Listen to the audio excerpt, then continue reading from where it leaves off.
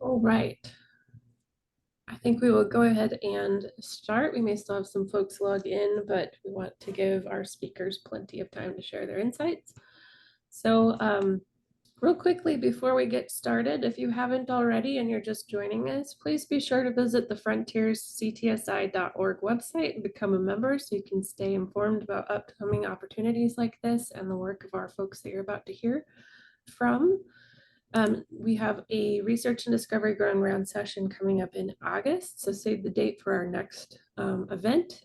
We are going to hear from the Digital Health Collab team here at the University of Kansas, so that should be a great session.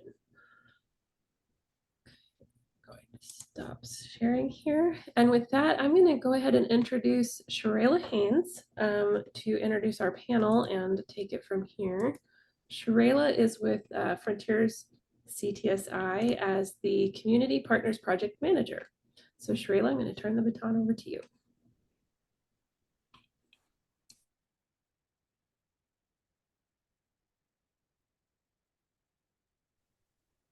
Good morning. Do you see my presentation screen? Looks Okay, awesome. Great.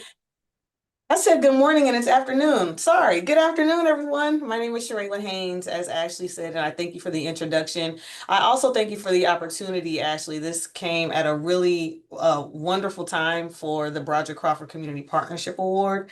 This is a mural. I just wanted to open up with this. I had the opportunity to meet Broderick Crawford and he is exactly as it's depicted here. He is a light and his heart really did beat for Wyandotte County. This mural is in the Community Health Council wall in their space. And so it's really beautiful. So I wanted to highlight that as we get started. So as mentioned, I am Sharayla and I am joined by Corinne Glover, PhD, and Matt Kleiman. They are recipients of the Broderick Crawford Community Partnership Award. So I'm going to go over who Broderick was, the history of the award, what brought us to this mini grant, and then I will turn it over to them to give a little bit of background on their projects, why they decided to apply for the Broderick Crawford Award, and a little bit about what they have done with the money that they received. So I will start off. I'm not going to read every single one of these, but I wanted to just highlight who Broderick Crawford was. He did pass away in 2022, but as long as we continue to say his name, I am a firm believer that no one really passes on if you say their name and they continue to live on in the world. So I want to highlight some of the things that he was able to do in his life, and this is not everything. So just know this isn't everything, but he was the president and executive director of the NBC Community Development Corporation, a founding member and an active participant in the Wyandotte County Public Health Department's Health Equity Task Force. And what brought him specifically to Frontiers is that he was, because of all the experiences that he had had in Wyandotte County and because of all the things he had already done regarding health equity, he became the co-principal investigator on a large National Institute of Health funded RADx Up grant project. And it was the first time, to my knowledge, that KU was able to have a community principal investigator on a R01 grant. He was also the co-investigator on the COPE grant, the Communities Organizing to Promote Equity, which was a large CDC to KDHE funded grant award. And they were the model for testing enhancing equitable COVID response in over 20 Kansas counties. In addition to that, another thing I wanted to add was him being a founding member of Pivot, which is our patient and investigator voices organizing together. That is under the Cancer Center of the University of Kansas. And the reason why these three things I wanted to highlight is because they all came together to make him a powerhouse here. And people would often go to him for advice, not only on community things, but on health equity, because he's a co-principal investigator. So the point of the Broderick Crawford Community Partnership Award is to, well, I think I might be getting ahead of myself. Let me go to the next slide so we can really talk about it. In 2020, there was a group, and it had already started. It was called the Community and Collaboration Work Group. It was led by Kim Kiminoff.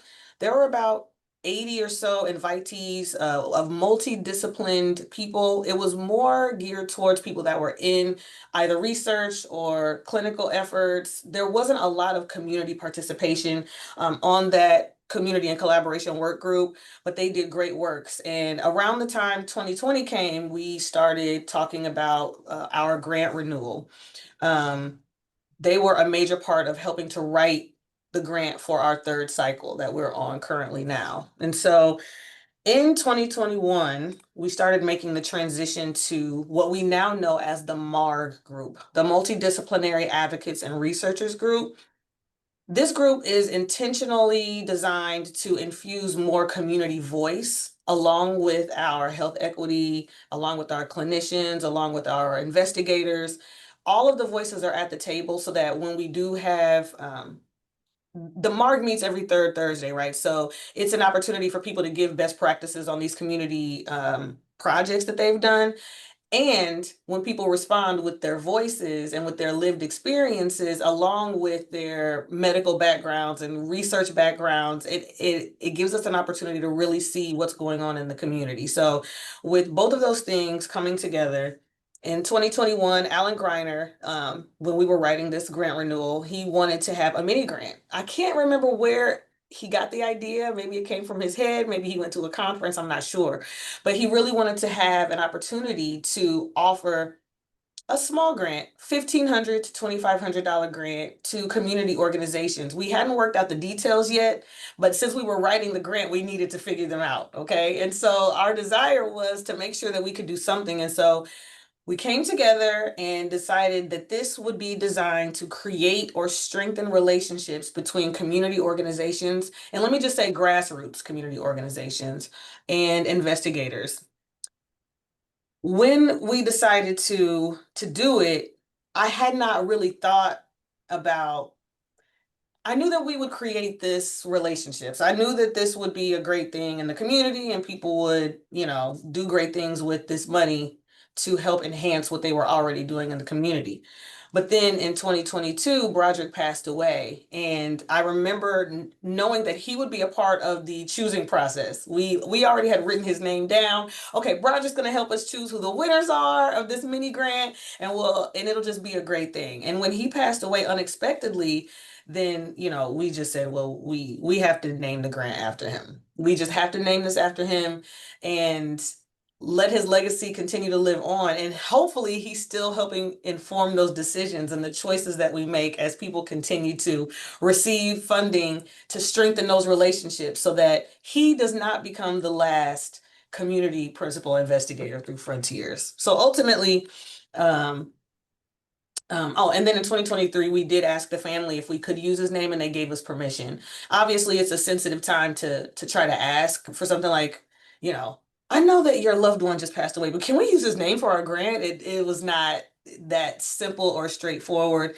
and we wanted to be sensitive to that. So they did give us permission, and so now we have the Broderick Crawford Community Partnership Award, and it's been a great 2 years so far. So to the next slide. In 2023, that is when we did our very first RFA. And I always tell my colleagues, whenever I do a presentation about anything that I have done that is related to community, which is pretty much everything, I always want to tell what my challenges were. And in 2023, it was really tough to try to figure out what time should we release the proposal? What time of year? As you can see here, we have, we're going to do a call in the spring and the award amounts are going to be this much. And it is different now. So we used to have our award amounts between $1,250 and $2,500. The spending deadline is still the same. The report of activities is still the same, and you would still report to me. But I wanted you to see what it looked like at the very beginning when we first released this to the public.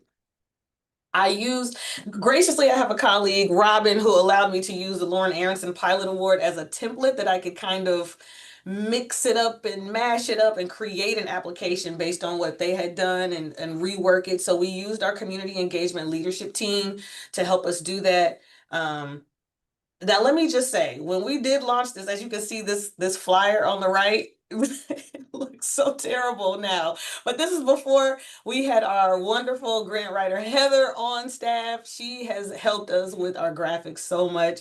But as I look at this, I'm laughing because I literally just, it took me forever to throw this together, and it's not even, that good, but it got the job done. It really did. So our community engagement leadership team reviewed the application. Robin Liston reviewed it, and so did our executive director, Julius Leary, as well. Um, for marketing, to get the word out, I was trying to go everywhere, right? So I wanted to obviously use our digital footprint and to expand it out that way, but I also wanted to be in places where people were. And so I was at, our Mark meet and greets and Arts KC, BioNexus, Wyandotte County Health Equity Task Force, going in person, and also using this as a way to try to connect with grassroots organizations like Blackout, which is a Black queer organization, and just letting them know that this exists and helping to try to come up with ideas for if they were already doing research. Can I connect you with one of our Frontiers investigators? Like, we have all these partner institutions here, Children's Mercy, St. Luke's, K-State. I'm doing the elevator speech over and over again, trying to make sure that we can have a diverse pool of applicants. In this inaugural launch, we decided to fund in July, and we thought that confirming the payments would be very easy and straightforward. July should be a good month, and that shows you a little bit of my ignorance as we talk about notices of awards, but we'll talk about that a little bit later. So our inaugural awardees are on this slide. You may recognize some of these names here. Obviously, Matt Kleinman is on the third row with some of his colleagues. But we had everything from lupus survivors to indigenous health listening sessions, music as medicine. We had a connection with 91.9, which ironically, we helped to fund a program. And now again, we need to figure out ways to keep the classical music station alive with recent budget cuts that they've had to make. So I'm not going to read everyone, and obviously you can receive this afterwards. I can send it to Ashley for you to review, or you can call and ask me and we'll talk about it. But one thing I do want to highlight is that we actually had 9 applicants and 9 people were awarded, but one project decided to reevaluate and that they weren't ready to proceed with the project that they submitted. So they rescinded their application. And so we only have 8 instead of 9 for that first year. So in the progress report, I am going to read these things. I wanted to just pick out a few impact statements that were made in the progress report about these projects so that you could just get an idea of this inaugural year, what type of impacts that they thought their project made. So before the study, based on a review of the literature, we were aware that Latino workers had difficulty accessing care after a workplace injury. Because of our trusting relationship, meeting workers in the community, using a qualitative approach, workers were open and honest with their answers. Although some issues were broader and guided by government policy, many barriers were identified that can be resolved more easily. The language barrier needs to be addressed intentionally in the healthcare system. We need to encourage employer buy-in so that workers feel supported. So that's one impact statement. And another project reads, this project identifies critical barriers in lupus care, including diagnostic delays, financial strain, and specialist shortages. By enhancing education, support networks, and healthcare policies, we aim to improve patient outcomes and reduce disparities in lupus management. Marlene's Kaleidoscope remains committed to transforming awareness into actionable change for the lupus community. And the reason why I picked these, I can show our red cap form after this if anyone's interested in seeing it, but I think it highlights these people already doing work. One of them, one of these, the one on the left talking about the Latino workers, is it was initiated by someone who does heavy research all the time and connected with a community group to make sure that they could do this work in a way that represented the voices they were trying to figure out how to help. The one on the right is an organization that then partnered with an investigator, and they came up with these outcomes and did all these things together. So it was their first time working with someone who did research, and it's not their last. They continue to work with them. But this is exactly what the goal was, is to help to support a relationship, because as we all know, we can do research all day and we can do clinical trials all day, but until you have trust in the community, until someone knows who you really are, I don't think that we'll be able to get those people that are still underserved, the people that still don't trust clinical trials. This is how we are going to be able to impact our community one application at a time. I'm going to get off my soapbox a little bit. Okay, let's go. So just to continue on with the progress report, some of these things, the what does your zip code say to you? They started off wanting to do a billboard where they would have a lot of information, but they ended up, because of time, whittling it down into a handout. It's like a 4-piece booklet, and they ended up handing it out to people. I'm not going to go over all of these, but just some flyers from that year about, yeah. This was a youth group with Dr. Stansel. So some of the challenges from that progress report: time. This project took longer than expected. We shifted from a billboard campaign to a booklet, which in my opinion might have been better for this. For someone to hold it in their hand and be able to flip through pages instead of seeing it on a billboard. And that's what I ended up telling this applicant, or told her as well, that that's actually probably better for what you're trying to do. It wasn't easy to reach Latino workers because they did not have enough time during the day to participate. We had to change our recruitment plan. Oh, I'm sorry, that's covering that up. And then last, let's see. Oh, it's behind it. Sorry about that. But one of the main challenges we encountered during the implementation was related to scheduling the community listening sessions, finding a day that accommodated the diverse schedules. To address those conflicts, they engaged in multiple rounds of consultations with community members and leaders to identify optimal dates. And that paid off, as they had good attendance at the 2 sessions that they had. The experience has underscored the importance of flexible planning, the need for continuous dialogue with the community partners to adapt to their specific circumstances and needs. Some of these awardees need to teach a master class on flexibility for when you have an idea and you say, oh, well, we're going to have one listening session and we're going to promote it and we're going to put flyers everywhere, and no one shows up. So you have to go back to the drawing board and figure out, how can we actually reach the people? And hopefully Frontiers can continue to help investigators do that through other methods and means. Okay, so now comes a challenge that I want to discuss. And it's barriers to payment. So we released the RFA in July. We had the whole process. The applications were reviewed and they were awarded. They were told that they were awarded in August. Our notice of award didn't come until October, y'all. October. And so me being naive and not talking to anyone, I'm like, oh, this is going to be great. We're going to release it. Now, had I have had the full conversation with our then finance manager, I probably would have made a different decision, right? But it was our inaugural year. I learned a lot. And that's one thing I want to talk about, is the learning process of initiating something like this. So obviously, if a notice of award doesn't come until October and they won in August, these are months of time that people are waiting for their funding. And I'm literally just saying, I have to wait until I receive money from the NIH before I can pay you. And it was not, for me personally and professionally, it was embarrassing. But more so than the embarrassment was the fact that some people are halting their work waiting for this payment.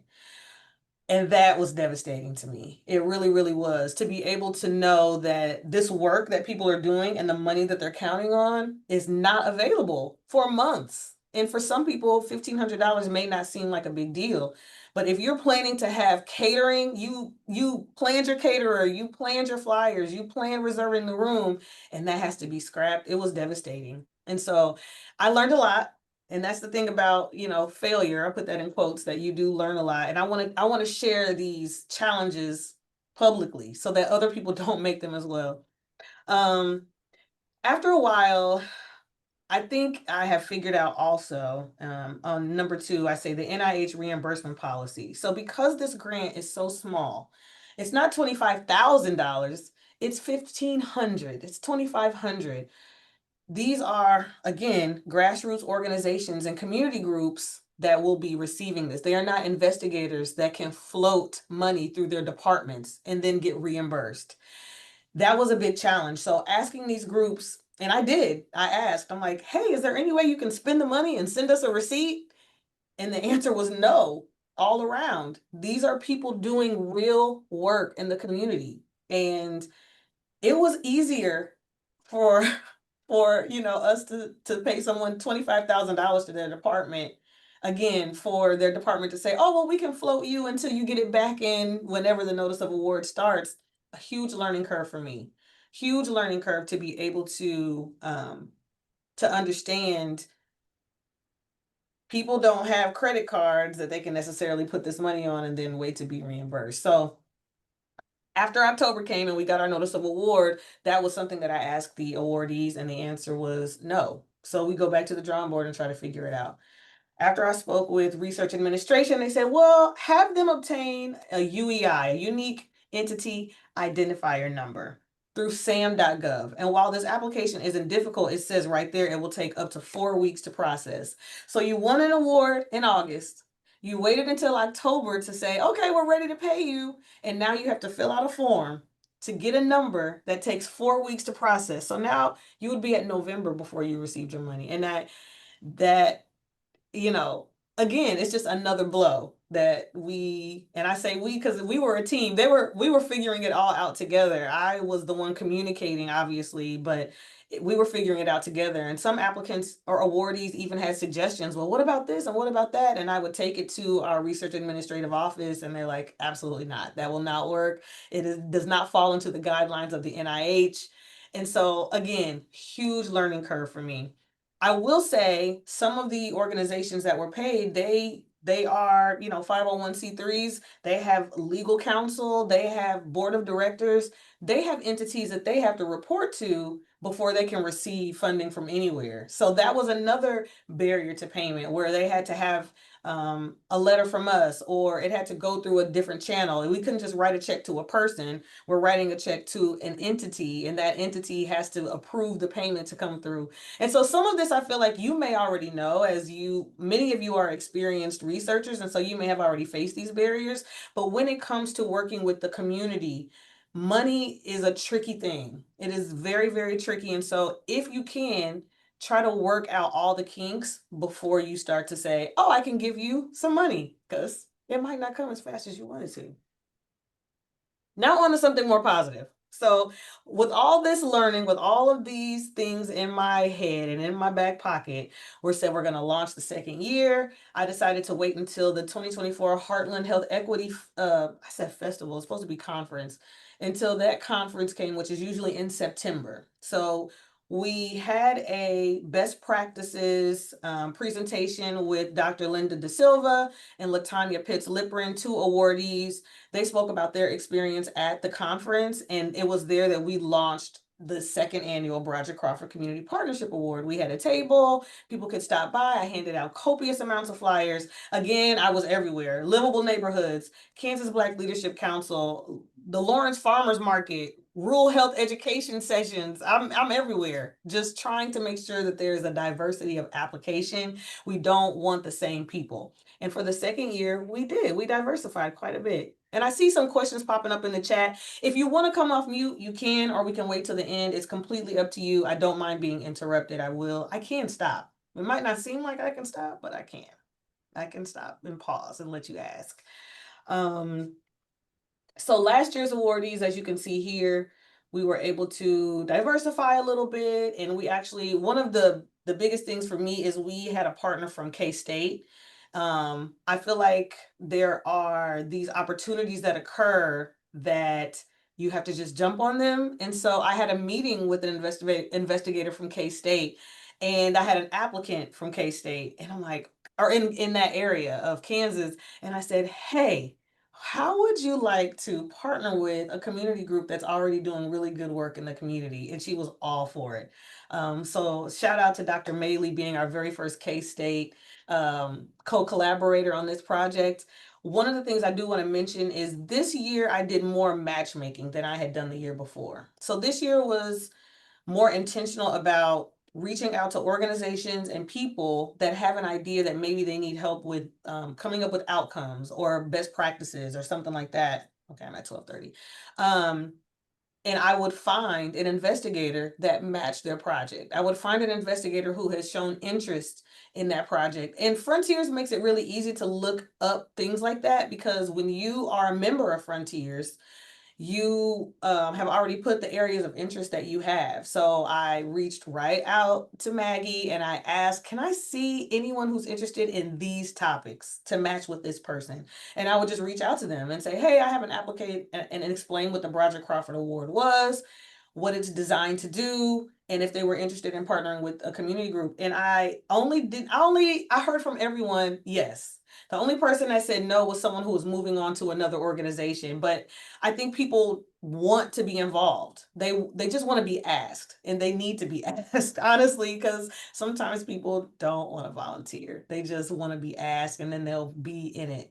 And so I keep that too. So all of you on this call, let me scroll down and see who all's on here so I can make sure I ask you for this year, because I know you all want to be interested. Yeah. Okay.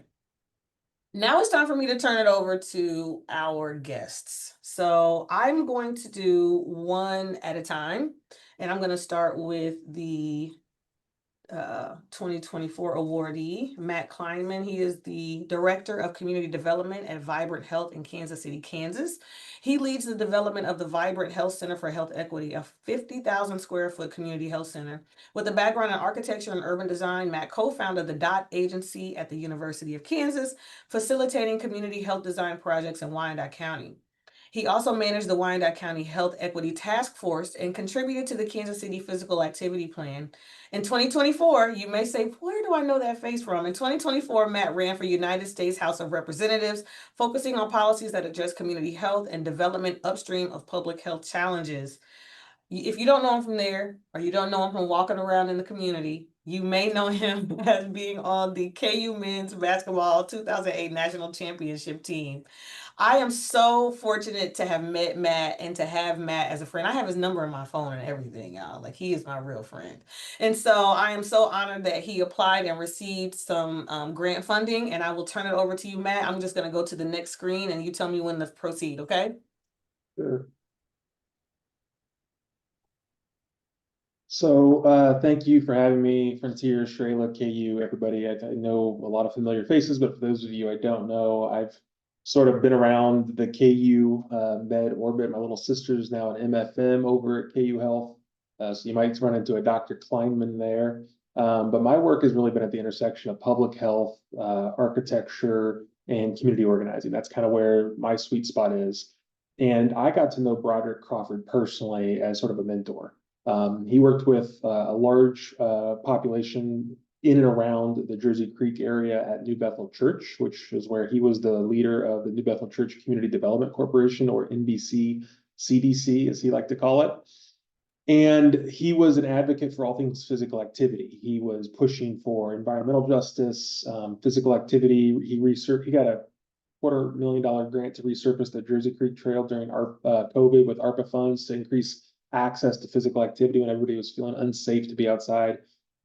He led a lot of coalitions, and I was a member of many of them.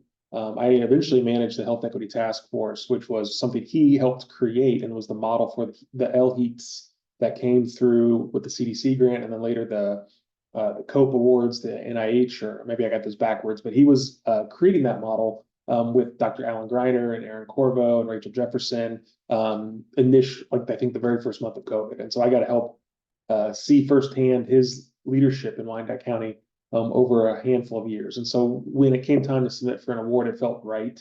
This was the last project I worked on with him. It was to renovate a basketball court. In the background, you can kind of see the building is the NBC CDC. That is his, that's his church, New Bethel Church. And he would host events there and community forums and town halls.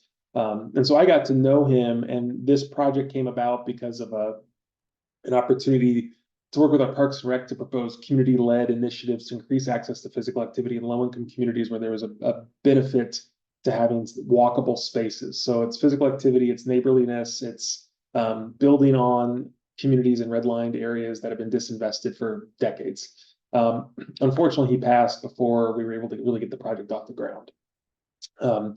There was an opportunity to do a video, and so we'll show you that in a second. And I was working with him to do that video in September, and then he fell ill a few months later.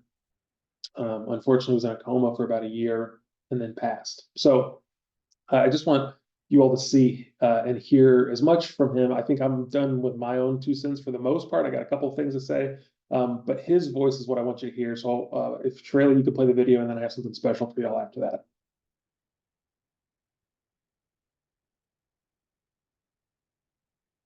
Then Broderick came up to me about a couple years ago, and he said, "Hey, big brother, I got something for you. Let's do the basketball thing again."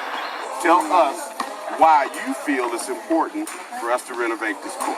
Broderick's love of community, Broderick's love of coordination, the Jersey Creek walkway. So that means it needs to be redone and overlaid so that everything is smooth. Everyone knows Broderick, and if Broderick called anybody, I don't care who it was, Broderick get on the phone and say, "Hey, I want to do something," you knew that his heart was in it, and it was good for Wyandotte County. The rim, talk to me about the rim. Are you able to get up to the rim? Oh, okay. And I believe that this project here is good for Wyandotte County and for this community. No nets, so we need nets on the rim. What else? Backboard.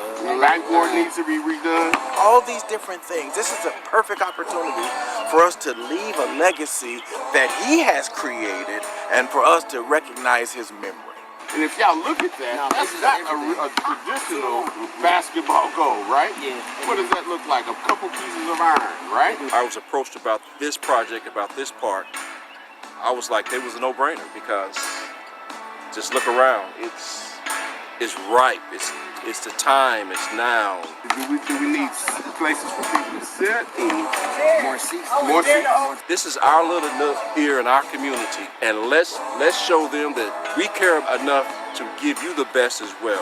And you're saying that if we do this well, if we do this right, that more individuals that like playing basketball will come and play. Yes, sir. Okay. So, it was a little garbled in the audio coming through at the end. I'm going to share with you all a link in the chat to where you can see. We submitted for the award to host the second annual Broderick Crawford Basketball Showcase. The first was with a team of local community leaders, and it was just a basketball event. Broderick used to be a big part of the annual Family 101 walk and run 5K that was hosted for almost 8 years. By New Bethel Church in his absence. I don't think they've hosted it since, unfortunately, but there's been a lot of conversations about getting those back on. And I know there's folks probably even in this call today who work towards those efforts. But we wanted to continue that vitality. So we hosted an event the first year. We used that as the baseline to host a second event. And it was really about bringing the community together. It was about sharing resources. We just had our third event. Was it earlier? It was about a month ago. So we had our third annual event a month ago. We called it Joy on Walker. It was in line with some of the work we're doing now at Vibrant Health to work on a Northeast project. But I'll share with you in the chat photos and the link in the video to the work we're doing at Vibrant Community now, which I can't really take ownership of the project because I worked for so many different groups and had so many different collaborators. But I just want you to see what that looks like in a little bit higher definition and hear his voice. And if I have a few minutes, Shirley, do I have like a couple minutes left? Okay, so I want to do something for y'all that's a little different. I could talk for an hour about this project, but I want you to hear the words of Broderick. So when Broderick passed, I was asked to be one of the people that gave his eulogy. And I had just so happened to interview him years earlier about this method of king for a day or queen for a day. It's a method of stimulating engagement. And so you ask, if you were king for a day, what's your decree? Then you have people write it down. And then the next question is, okay, you're no longer king. Like, what's the next? The next one is you're no longer king. People block your law? Why'd they block it? And then the third prompt is, okay, you still want to follow through with it, but what's the first step? And so I'm going to read for you all what Broderick said verbatim to that third question. So bear with me for a second. I'm reading a bit of text, but everything I'm telling you is verbatim what he said, because I transcribed it because it's part of my doctoral studies. So he replied, okay, so what I would do today to make change is something I try to do every day. Lead by example, to be the one that is willing to take the risks, to show people the behavior that I desire in them. So if I show behavior that I desire in you to exhibit in me, then it becomes easier for you to pattern that. As we deal with individuals, as we deal with organizations, as we deal with communities, it becomes easier when there's some person, some individual, some organization that's willing to take the risk. And I don't mind being the risk taker. So the thing that I would do today is to continue to show people that this can be done, and my name doesn't have to be in the light. I'm more interested in getting the work done than to know who's doing the work, because after it's all said and done, people will know. You don't have to tell them, they will know who's getting the work done. We will know today which commissioners are getting the work done. We don't have to call any names, we know. They don't have to say anything. Your work speaks for itself. And when the work gets done and it's not being done for ego or for someone to stroke you on the back, that becomes more effective, because then those individuals say, I'm going to help him because he does and he cares about me. So the first part is model behavior. The second part is to take care of your people. So any group or any committee that I'm involved in, it's very important for me to edify or recognize those people that are working with me for me alongside me. Because when they feel good, when people know that you're going to take care of them, they will go that extra mile. What can I do better is always something I think about. Generally, what keeps me up at night often is the enormous amount of work that can be done. And I'm one of those who can see it. I can see it, but getting others to see the vision as well. We don't have to. I mean, there's a number of different ways to get to Kansas City, Missouri. We don't have to all go the same route, but we all have to be going to the same place, and just getting individuals to see that that's where we're trying to go. So however you feel the best way to get there, let's roll. We've got to get there. And as you think about it, as masses are moving towards one place, even those masses may be coming from different directions, that creates some energy. That creates energy just by the masses moving towards one direction. They can be coming from all four directions. And if they're headed towards one place, wow. I mean, we think about the million marches on DC or those type of activities, people were coming from everywhere. They were all going to one place, and look what happened. The energy that was involved. I mean, I recently participated in a bus tour, and the energy and the fellowship that occurred during that, everybody knew we were going to St. Louis, Chicago, and Indianapolis. But the energy, not only from those individuals that were going, but the individuals that are waiting for us to get there, that's huge. We can do the same thing with health here. If everybody knows we want to make health easy, enjoyable, and affordable, wow, what a concept. But we all got to push for that. We all got to push that. And honestly, don't allow anyone who is not on board. I had an old CEO that used to say, it's a bullet train at the station. You can either get on board or get left behind. Well, we're rolling. We're rolling. We want you to be a part of this. You have the opportunity to be a part of this. You have to make a decision. Are you going to be stuck in the mud, or is it time to move out of the way? So that was what Broderick shared with me on a much longer interview, but I just wanted to share that all with you. And I would be remiss if I wouldn't say that Broderick was also political. And I think what we are seeing today is an attack on his very legacy at a federal and state level. And I think he would reject the Board of Regents directive that just recently came to KU. And I think it's important that we, as a community, take the risks to call out what we see. And so I would just encourage you to think about his words in context of the communities that we serve and the work that we're doing that is under attack right now. Thanks. Thank you, Matt. Thank you for sharing his words with us as well. It's always special to hear his voice through my ears and to hear the transcribed words that he said. And I'm going to turn it over to Corinne Glover, PhD, Research Associate at Children's Mercy Research Institute. She won, and her project was Building Bridges, Child-Centered Scientific Research Education for Historically Marginalized Children and Families. Corinne received her doctoral degree in kinesiology, health, and sports sciences from Wayne State University, where her research examined the antecedents and subsequent effects of sport coach-created psychosocial environments. She recently completed a postdoctoral fellowship at Children's Mercy in the Center for Children's Healthy Lifestyles and Nutrition. Corinne's current research interests include achievement motivation, parent-child diet, active living, healthcare and services accessibility, and community-based participatory methods of increasing health equity. Corinne, I turn it over to you. Thank you, Sharayla. And wow, Matt, I just before we move on, that was powerful. Thank you for sharing. And I think one of the overarching themes that we've all been talking about here is just kind of like really meeting people where they're at and building that relationship and that trust with the community, because that's the way that we work the best together and that we can achieve the most optimal outcomes for everyone involved. And so that's exactly what I'm going to talk about here today, and how a project kind of evolved really quickly. But over the past about 12 to 15 months, we've been partnering with Phoenix Family Foundation. So we're going to be talking about how we took a scientific research curriculum that we had created from actually summer interns last summer and took it out to the community to make it more accessible for all.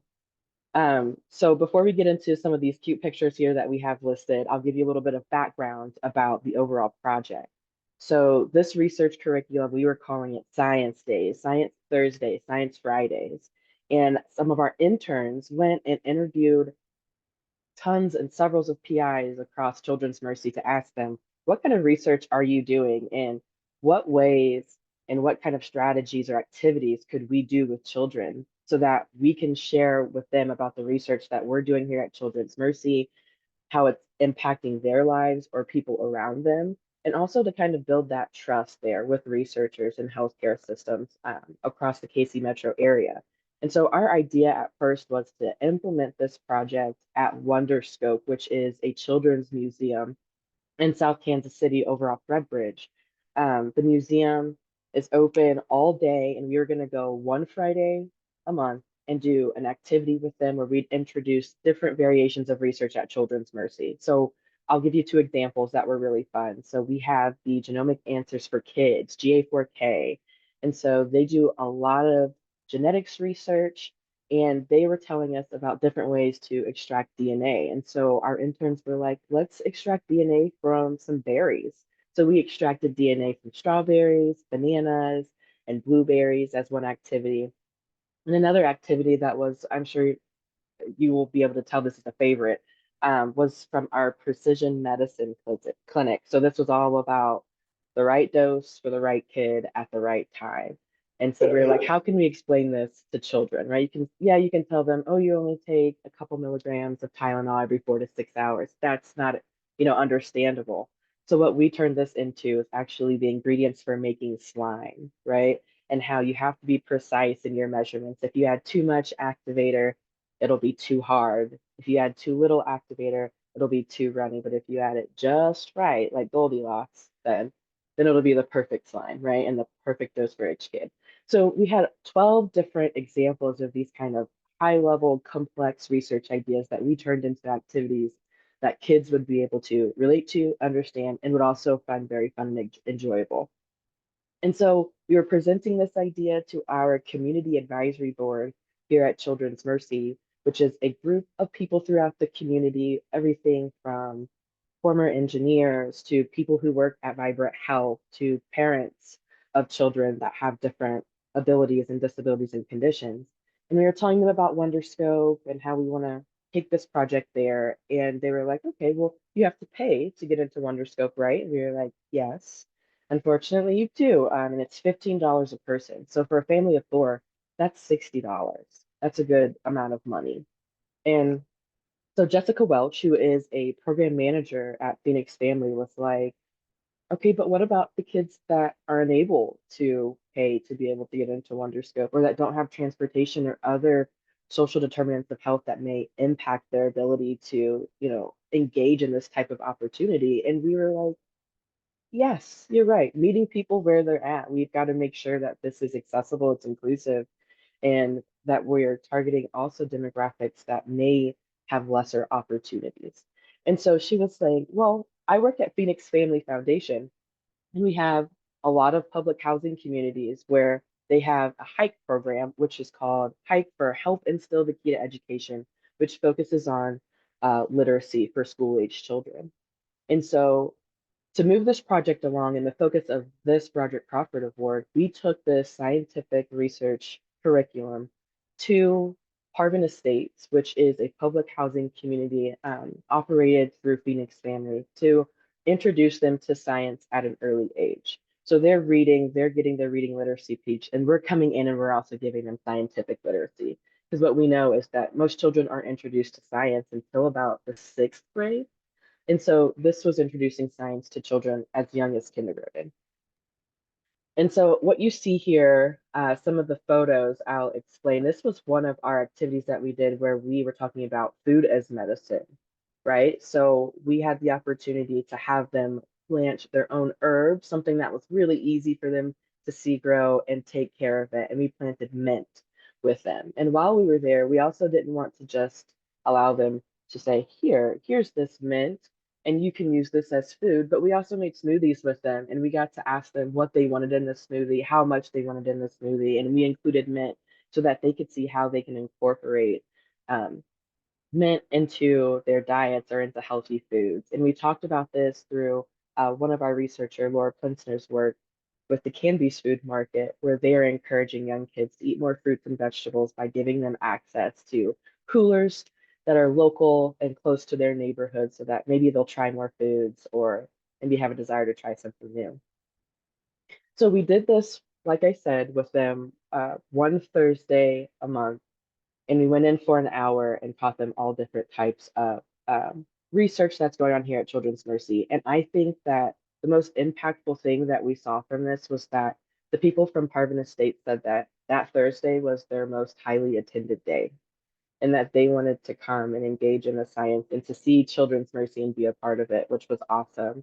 And so some of the things that we were able to deliver to them so that they are able to continue the scientific literacy long term, even after we, are no longer engaged in their community, is we developed brochures for them to where they will be able to complete these scientific activities with typically little to none household items that they may have around, from Dawn dish soap to toys and balls and all different types of things that they have around their home.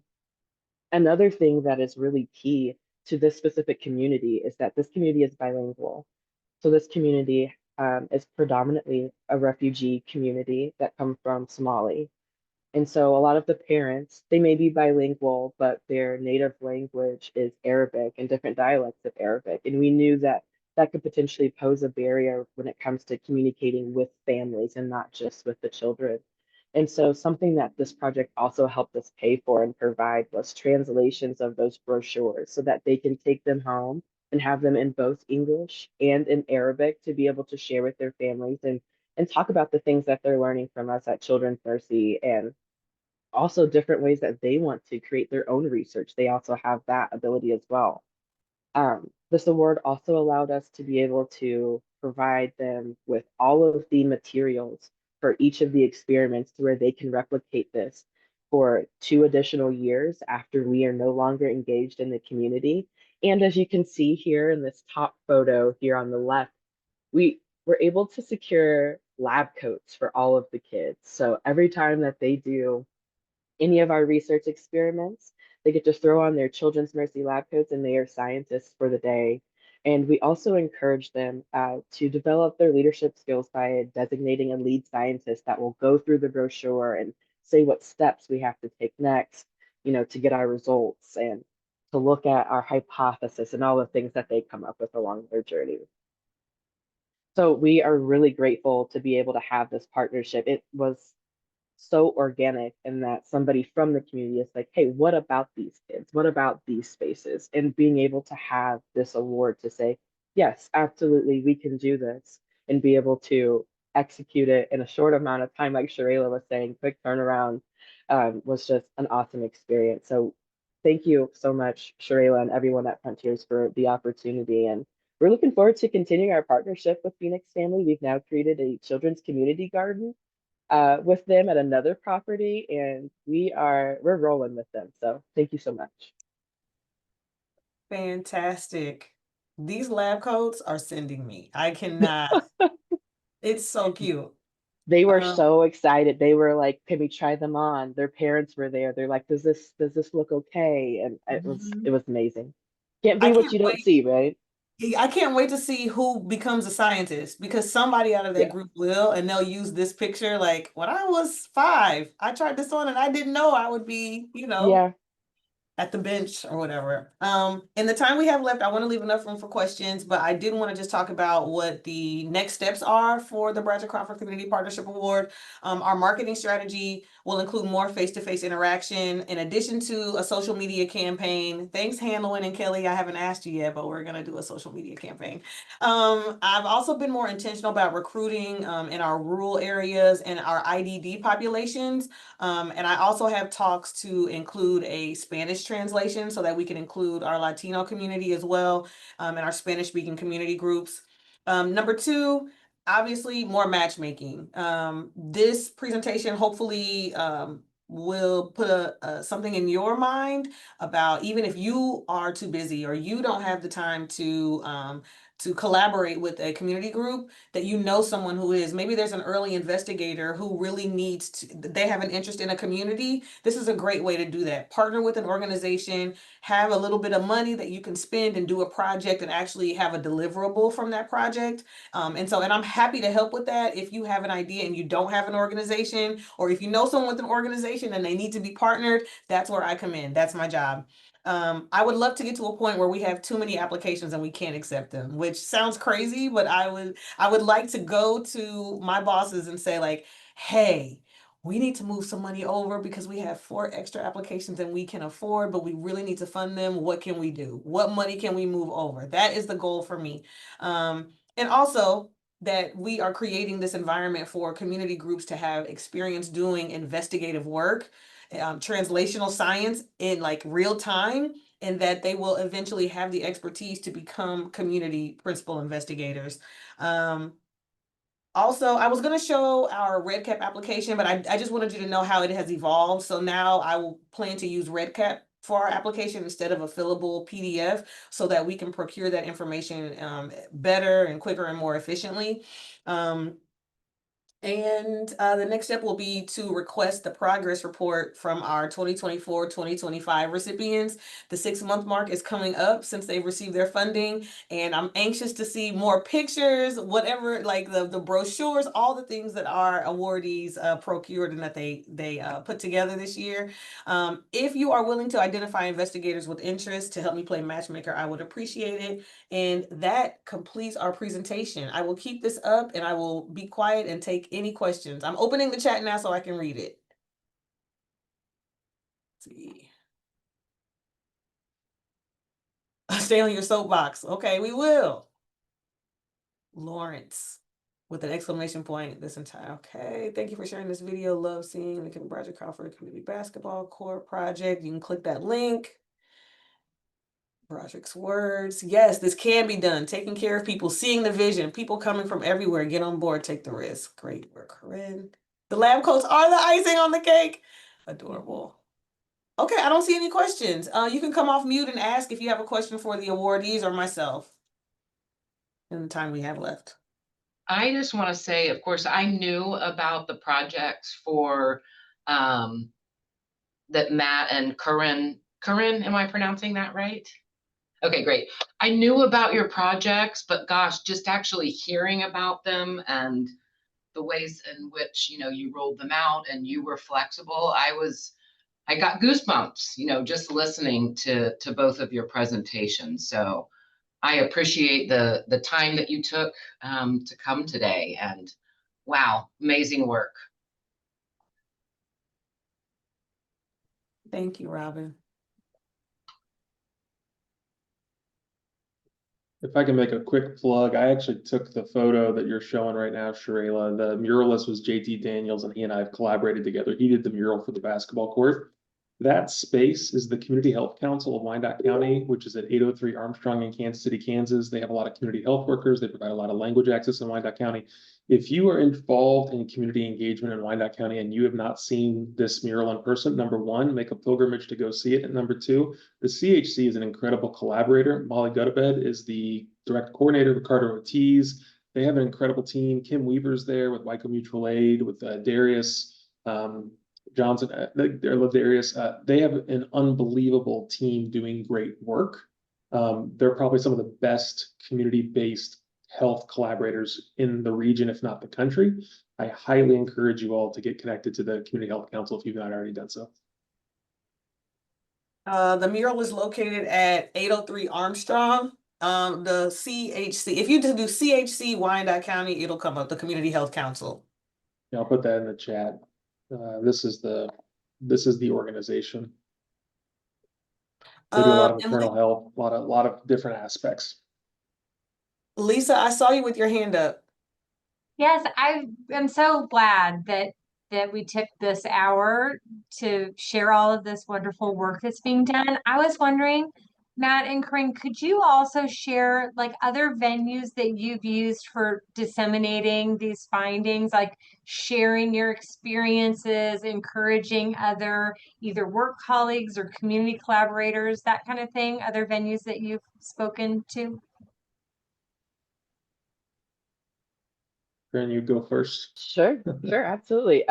Yes, so we have really tried to engage other researchers at Children's Mercy to come and present to our groups, both at Wonderscope and at Parvin as well. And so we have a Red Cap form that we're hoping to launch and go live now that we've finished our full year of the curriculum, where they can see all the cool and fun things that we've done. I mean, it's very intimidating to talk to young children, so I get it that it may be scary, but it's so much fun. And so that's one way that we're trying to encourage more collaboration and participation to help support this community.